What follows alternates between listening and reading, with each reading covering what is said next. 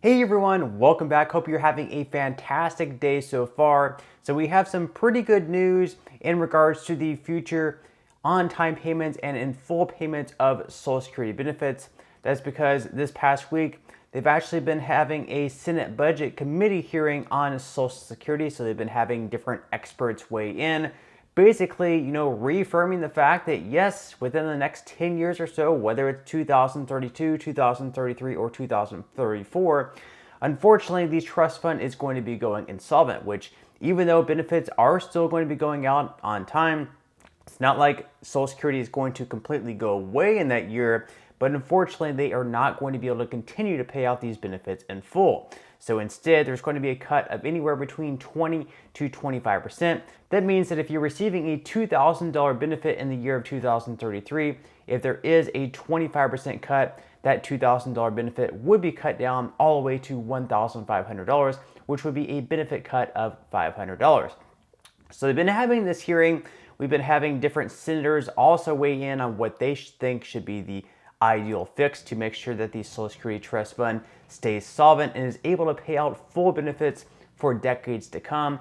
This is obviously, one of the best anti-poverty programs that we have. So it is very much a bipartisan program where both Democrats and Republicans want to keep the program around for decades to come. And is also sort of like the third rail of politics where a lot of these, lawmakers are really not even wanting to talk about it, because it is definitely something that's kind of like a hands-off issue where if you talk about it, perhaps it's really going to hurt you in the polling.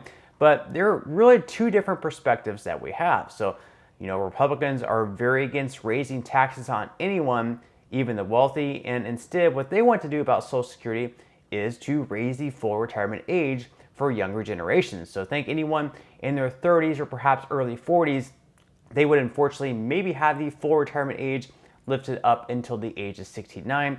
And they're also saying that maybe the wealthiest of people should receive less in Social Security benefits and then instead just focus on those earning the least amount of money in Social Security, where they can continue receiving what they're receiving or potentially even a higher amount. Democrats, on the other hand, want to raise taxes on the wealthy. They want to raise taxes on anyone earning above $400,000 per year. So in one of the plans that's being presented in this Senate Budget Committee, we have Sheldon Whitehouse's plan, and that is the Medicare and Social Security Fair Share Act. What it would do is raise taxes on Americans earning above $400,000 per year. So right now for the Social Security payroll tax, you pay anywhere between 6.2 to 12.4%, but you only pay that amount on income up to $160,200. So someone who is earning, millions of dollars every single year, they only pay Social Security payroll tax on the first $160,200 that they earn. Anything above that amount, they are no longer paying into the trust fund. So White House is saying that, hey, maybe we should force those people to pay into the Social Security payroll tax for any income they earn above $400,000 as well. And then by doing that, we can make the trust fund solvent for a longer period of time. And in his bill, they actually did a lot of research. So in the research that they found, if this bill were to pass, by taxing those who earn above $400,000 per year, an additional 6.2 to 12.4%, they could actually make the trust fund solvent for another 75 years. So that would make it, solvent through 2100 and perhaps even longer than that because of all this extra money coming into the trust fund. The Republicans are saying, we pay a lot of taxes as is. We're going to be forcing Americans to pay even more taxes. So that would obviously be unfair. But if you look at it, someone who is earning, let's say, $150,000 per year, they're paying 100% of their income into the Social Security Trust Fund. Whereas someone who is earning $10 million per year, out of the $10 million that they're earning, they're only paying around 1.5% of their income into the Social Security Trust Fund. So a lot of Democrats are saying that is really unfair, that people who are earning millions of dollars per year stop paying into the trust fund probably right at the end of the month of January because they're earning so much income. So I'm going to go ahead and play a video by Sheldon Whitehouse here where he talks about his plan and what he thinks the best fix is for Social Security. Watch. Today I welcome a conversation with Republican colleagues about how to protect Social Security, which, according to CBO, along with Medicare, will make up more than half of spending growth over the next decade. With Social Security and Medicare accounting for so much future spending growth, you cannot have a serious conversation about our nation's fiscal situation if you only focus on non-defense discretionary spending, which represents less than 15% of total federal spending. Without new revenue, Social Security will only cover 80% of its projected benefits by 2035. That's only 12 years away.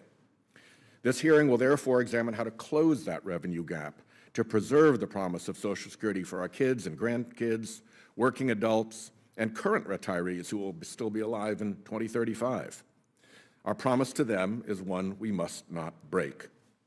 Social Security is the bedrock of retirement security and the nation's most effective anti-poverty program. It's a lifeline for millions of seniors, their children, and people with disabilities. In February of this year, that lifeline reached 20% of the entire U.S. population. Almost every senior in this country will receive payments from Social Security, benefits they have earned that let them retire in dignity. One of my constituents, Robert of Pawtucket, said, "I rely on my Social Security as my only source of income. I find it impossible to continue to live independently if Social Security were changed, reduced, or eliminated. Social Security benefits were a contract between the federal government and its citizens." Antonella of North Providence said, "I would be very sad and depressed if there were any cuts to Social Security. I'd just get by as it is." And Laurel, also of Pawtucket, said that without Social Security, she would have to go back to work and probably have to work until I die. For years, Republicans proposed slashing Social Security benefits, letting Wall Street gamble with seniors' retirement, or even sunsetting Social Security altogether. Then, at the State of the Union, President Biden received a bipartisan standing ovation from Republicans and Democrats alike when he proclaimed that cutting Social Security and Medicare was off the table. As he said that night, we got unanimity. So, this hearing proceeds under the premise that Republicans want to extend Social Security solvency and will stand by their commitment not to cut benefits. That, of course, leaves only one option: raising revenue. Fortunately, there are win-win common-sense solutions that would both extend Social Security solvency indefinitely without benefit cuts, while also making our rigged tax system fairer. Right now, the cap on Social Security contributions means a tech exec making $1 million effectively stops paying into the program at the end of February, while a school teacher making far less contributes their share through every single paycheck all year. That's not fair, and my Medicare and Social Security Fair Share Act would fix that by requiring contributions to Social Security on wages above $400,000. People living off income from their wealth make no Social Security contributions.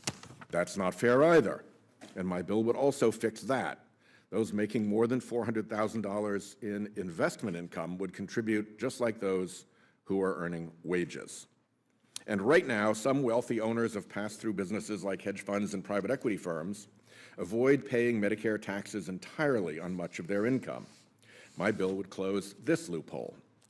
These reforms raise enough revenue to make Social Security solvent indefinitely, according to a new estimate from the Social Security actuary, Mr. Steve Goss, who is our lead witness here today. Further, that legislation would extend Medicare solvency by 20 years. We can protect Social Security for all without cutting benefits, and we get to end unfair tax dodges that let those at the top play by a different set of rules than everyone else. Now, we could do even better and actually strengthen benefits, and I'm an original co-sponsor of Senators Sanders and Warren's Social Security Expansion Act, which would expand benefits by $2,400 each year while fully funding the program indefinitely. I welcome the bipartisan commitment not to cut Social Security, but it's not rock solid. MAGA Speaker McCarthy wanted Social Security cuts during the debt ceiling negotiations and has pledged to explore them. The House Republican Study Committee released a plan to cut Social Security by $718 billion over 10 years. The plan would also raise the retirement age to 69, which would effectively cut benefits by 13% every year and especially harm low-income workers. Raise revenue or cut benefits. These are the only two options. If Republicans stand by their commitment not to cut benefits, They must safeguard Social Security solvency by raising revenue. There is no other way to honor our promise to older Americans to retire with dignity. So even though Democrats and Republicans have two very much different ideas, I do think that it is great news that, the fact that the trust fund is going to be going insolvent within the next 10 years, that is being heavily talked about. We're not pushing that on the back burner and just, kicking the can down the road. We need to keep this to the forefront. We need to keep this focus in line and make sure that Democrats and Republicans are able to come together, pass some sort of legislation now to ensure that the future of Social Security payments are going to be safe, and then we can continue to pay out 100% of the benefits, because Whitehouse actually mentions there that he actually supports increasing benefits, like he supports Bernie Sanders' plan that would increase benefits by $2,400 per year. But at the end of the day, what we really need to focus on is just to ensure that we continue paying out 100% of the benefits, because if we get to 2033 and nothing is done, like I mentioned before, benefits will be cut by 20 to 25% for everyone, and that is something that we simply just cannot do. But let me know what your thoughts and comments are below as always, but that's all the news that we have for today's video. I certainly hope that you enjoyed. If you did, again, I would greatly appreciate if you could give this video a like, consider subscribing to my channel if you have not already, and I will see you in the next video.